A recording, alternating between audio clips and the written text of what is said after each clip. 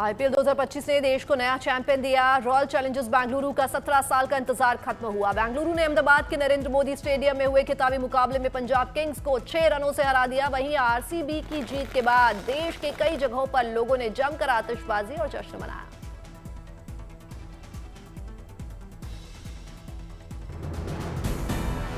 अयोध्या फिर सज धज कर तैयार है। मां सरयू से लेकर भव्य राम मंदिर तक उत्सव का माहौल है।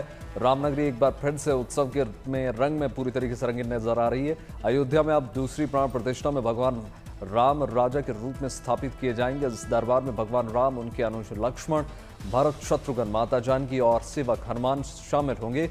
5 जून के समारोह के लिए राम मंदिर में तैयारियां जोर शोर से चल रही हैं।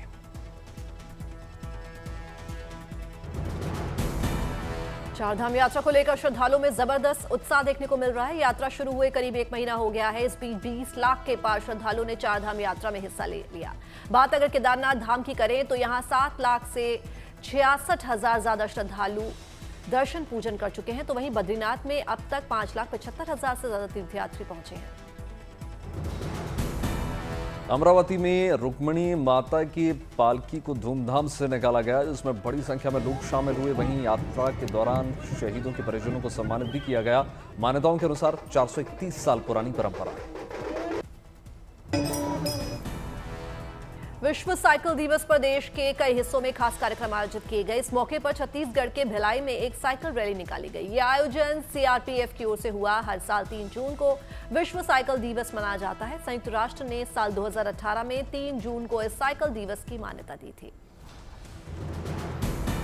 उत्तराखंड के उधम सिंह नगर में एक बुजुर्ग सुर्खियों में लगातार बने हुए हैं। रिटायर्ड प्रोफेसर सुरेंद्र सिंह रावत की उम्र 65 साल है, लेकिन वो उम्र के इस पड़ाव में भी पढ़ाई कर रहे हैं। उन्होंने काशीपुर के सत्येंद्र चंद्र गुड़िया में लॉ कॉलेज में उन्होंने एडमिशन लिया और वो कॉलेज के दूसरे साल के चौथे सेमेस्टर का एग्जाम भी दे चुके हैं। सुरेंद्र रावत का कहना है कि वो अपनी शिक्षा पूरी करने के बाद इसके जरिए समाज की सेवा करेंगे। रोहतांग में बर्फबारी का दौर शुरू हो चुका है। जहां बर्फबारी से सैलानियों को कुदरत की सौगात मिली है, तो वहीं बर्फबारी के बीच मौसम का लुत्फ उठाते टूरिस्ट दिखे। वहीं बर्फबारी के चलते सैलानियों की संख्या में भी बढ़ोतरी होती जा रही है।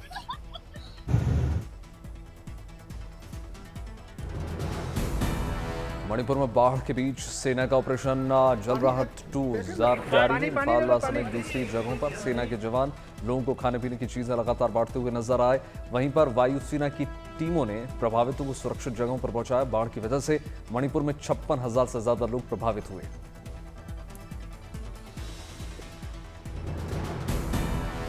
अभिनेता प्रभास की अपकमिंग फिल्म द राजा साहब का नया पोस्टर जारी हुआ। निर्माताओं ने इसके जरिए फिल्म में प्रभास के किरदार की झलक दिखाई। इसका टीजर 16 जून को जारी होगा। प्रभास की ये मच अवेटेड फिल्म 5 दिसंबर को सिनेमाघरों में दस्तक देगी।